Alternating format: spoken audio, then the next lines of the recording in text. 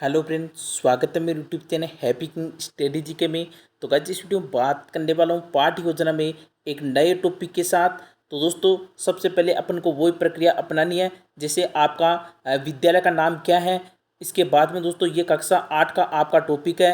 विषय दोस्तों आपके हिंदी पद्य और दिनांक जिस दिन दोस्तों आपका लेसन प्लान है वो यहाँ पे डेट है वो नोट डाउन करनी है।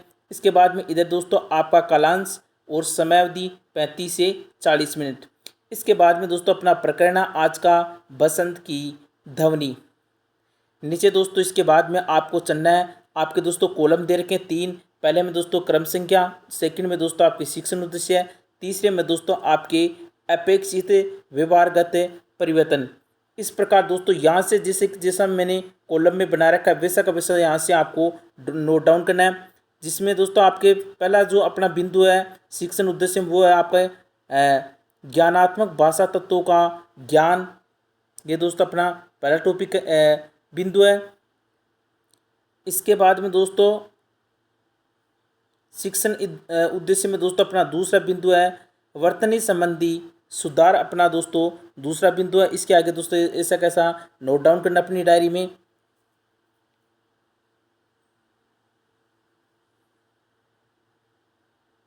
इसके बाद में दोस्तों जो अपना तीसरा बिंदु रहने वाला है इसमें नवीन शब्द।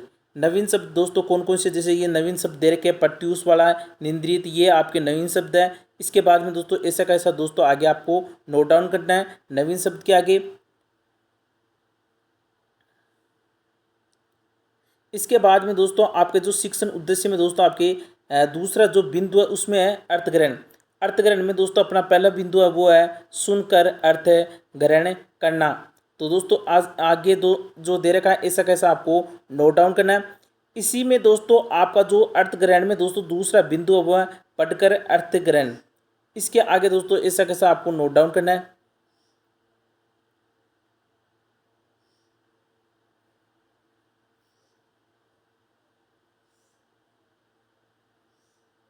इसके बाद में दोस्तों आपका जो तीसरा बिंदु है अभिव्यक्ति।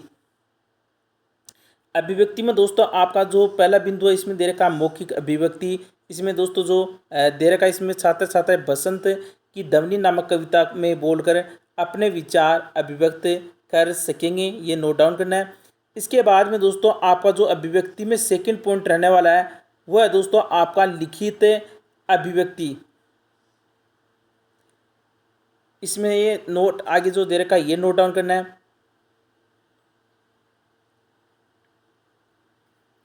इसके बाद में दोस्तों आपका जो शिक्षण बिंदु में जो चौथा पॉइंट है वो है कौशल। कौशल में दोस्तों आपके दो सब पॉइंट दे रखे हैं, ये दोस्तों आपको दोनों के दोनों सब पॉइंट आपको नोट डाउन करने हैं।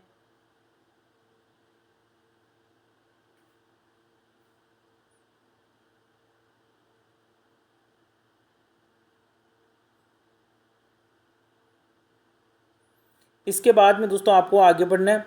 फिर आपका शिक्षण बिंदु में पांचवा बिंदु है दोस्तों अभिरुचि।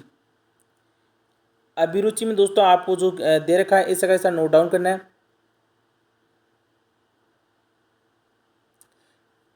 और लास्ट बिंदु है दोस्तों आपके जो शिक्षण बिंदु में अभिवृत्ति। अभिवृत्ति के आगे दोस्तों जैसे लिख रखा है छात्र छात्राएं बसंत की ध्वनि कविता के बारे में अध्ययन कर सकते हैं व असत्य के प्रति सकारात्मक एवं नकारात्मक दृष्टिकोण विकसित कर सकेंगे। इसके बाद में दोस्तों आपको ये पॉइंट बनाने के बाद में नीचे ऐसी लाइन खींचनी है और बंद करना है दोनों तरफ से।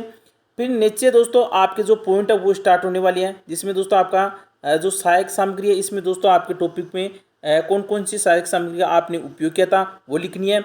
जैसे इसमें कक्षा उपयोगी सामग्री। और नीचे दोस्तों आपको पूर्व ज्ञान में लिखना है छात्र अध्यापिका पूर्व ज्ञान से संबंधित जो प्रस्ताव करेगी। इसके बाद में दोस्तों आपको नीचे प्रस्तावना में दोस्तों आपको जो क्वेश्चन मैंने बताए थे वैसे के वैसे क्वेश्चन बनाने हैं। जैसे आपने इस टॉपिक के हैं क्वेश्चन, इसमें एक तरफ लिखना आपको एक कॉलम क्रम संख्या का, सेकंड कॉलम छात्र अध्यापक क्रिया का और एक कॉलम दोस्तों आपको छात्र छात्र क्रियाएं। इसमें दोस्तों मैंने 5 क्वेश्चन बनाए इसमें, जिसमें दोस्तों आपके जैसे पहला क्वेश्चन रहा दिल्ली किस देश की राजधानी है, तो दोस्तों इसमें लिख रहेगा भारत।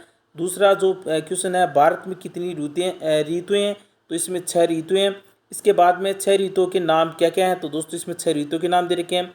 बसंत, शरद, हेमंत, शरद, गर्मी, वर्षा, ये दोस्तों आपकी ऋतु दे रखे हैं।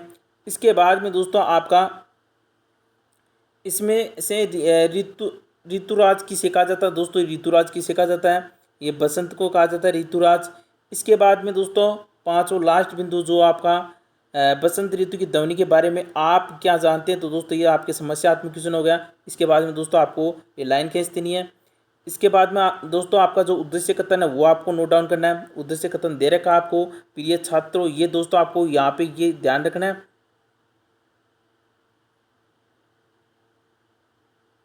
इसके बाद में आगे नोट डाउन करना, आज हम बसंत की ध्वनि नामक पाठ के बारे में विस्तार से अध्ययन कर सकेंगे। इसके बाद में दोस्तों आपको प्रस्तुतिकरण, जैसे दोस्तों ये प्रस्तुतिकरण दे रखा है, छात्र अध्यापिका के द्वारा पाठ का विकास एक अवनति में किया जाएगा। प्रस्तुतिकरण देने के बाद में दोस्तों अब अपने जो बिंदु है वो चल जाते हैं तीन बिंदु कौन कौन से दोस्तों। एक कॉलम आपको क्रम संख्या का, सेकंड ऑप्शन दोस्तों आपको शिक्षण उद्देश्य का, तीसरा बिंदु दोस्तों शिक्षण बिंदु का दूसरा पॉइंट, और तीसरा दोस्तों आपका शिक्षण बिंदु का, और आपके जो छात्र अध्यापक क्रिया का एक कॉलम, और छात्र क्रिया का, सहायक सामग्री और श्यामपट्ट सार। ये कॉलम बढ़ाने के बाद में दोस्तों आपका जो पहला बिंदु है, इसमें आपके बसंत वाले में पहला बिंदु है अर्थग्रहण। फिर आपको अर्थग्रहण के आगे दोस्तों छात्र अध्यापक क्रिया में लिखना आदर्श वचन, जैसा का जैसा दोस्तों मैंने नोट कर रखा है, ऐसा कैसा आपको नोट डाउन करना है। इसके बाद में दोस्तों आपका दूसरा बिंदु आप पढ़कर अर्थग्रहण करना। इसमें भी दोस्तों आपको अनुकरण वाचन लिखना, जैसा का जैसा दोस्तों मैंने लिख रखा है। इधर दोस्तों जो आपका कॉलम था इसमें दोस्तों ये नोट डाउन करना है, ऐसा कैसा छात्र अध्यापिका के निर्देशानुसार उचित आरोही अवरोही तथा विराम चिन्हों के साथ अनुकरण वाचन करेगी। इसके बाद में थर्ड बिंदु दोस्तों आपका हो जाता है अशुद्धि संशोधन।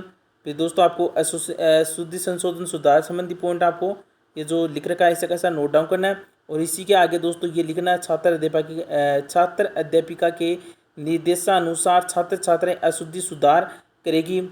इसके बाद में दोस्तों आपको फिर से आगे बढ़ना है। फिर ऐसा कैसा नोट डाउन करना है, शिक्षण बिंदु में लिखना आपको विषय वस्तु का ज्ञान, और फिर आगे छात्र अध्यापक क्रिया में दोस्तों बोध प्रश्न लिखने हैं आपको, जैसे 2 बोध प्रश्न दे रखे हैं। फिर इधर दोस्तों आपको जो छात्र क्रिया है इसमें दोस्तों ये लिखना है। और दोस्तों अगर आप चित्र बनाना चाहो तो दोस्तों आप चित्र भी बना सकते हो। तो इधर दोस्तों जो श्यामपट्ट सार दे रखा है उसमें दोस्तों आपको चित्र चिपकाना है। इसके बाद में दोस्तों अगला बिंदु है भाषा तत्वों का ज्ञान। इसमें दोस्तों काठिन्य निवारण लिखने के बाद में दोस्तों ऐसा कैसा आपको नोट डाउन करना है। और छात्र क्रिया में दोस्तों ऐसा कैसा आपको नोट डाउन करना है। इसके बाद में दोस्तों आपको नीचे जो शब्द अर्थ विधि प्रयोग दे रखे हैं ये दोस्तों आपको लिखनी है।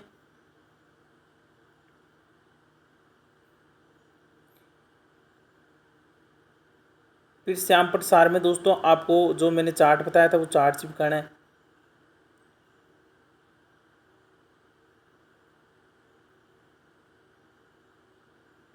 इसके बाद में छात्र अध्यापक क्रिया में दोस्तों अपना जो अगला पॉइंट है वो मौन वाचन, और छात्र क्रिया में जैसा ऐसा नोट डाउन करना है। इसके बाद में पुनरावृत्ति प्रश्न आ गए अपनी,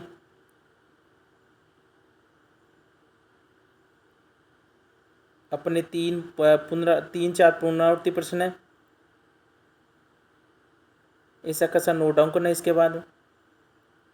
इसके बाद में दोस्तों आपका जो मूल्यांकन प्रश्न है वो आपको नोट डाउन करने हैं। जैसे मैंने दोस्तों नोट डाउन कर रखे हैं वैसे के वैसे करने हैं आपको। जैसे वस्तुनिष्ठ प्रश्न है 1 से 2 प्रश्न बना सकते हो, लेकिन दोस्तों मैंने एक ही क्वेश्चन बनाया है यहाँ पे वस्तुनिष्ठ में, ये नोट डाउन करना है। क्योंकि दोस्तों आपके जो डायरी है इसमें तकरीबन 4 से 5 पेज आते हैं, इससे अधिक नहीं आते दोस्तों। उस हिसाब से ये आपके लेसन प्लान तैयार किया गया। इसके बाद में दोस्तों आपके जो अति लघुरात्मक प्रश्न है 2,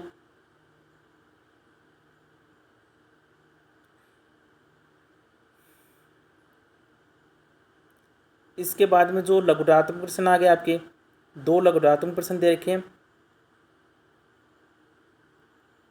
और फिर आपका एक निबंधात्मक प्रश्न हो गया, और लास्ट में दोस्तों आपको गृह कार्य में दोस्तों मैंने एक ही क्वेश्चन लिखा है। तो दोस्तों ये मैंने आपको लेसन प्लान बता दिया है। दोस्तों अगर आप और भी विषय के लेसन प्लान चाहते हो तो दोस्तों आज मेरे चैनल को ज्वाइन कर सकते हो। यहाँ से इसी चैनल के माध्यम से दोस्तों आपको हर विषय के दोस्तों आपको लेसन प्लान है वो आपको मिल जाएंगे, दोस्तों आप चेकआउट कर सकते हो। तो दोस्तों फिर मिलते हैं एक नए लेसन प्लान के साथ, तब तक के लिए जय हिंद जय भारत।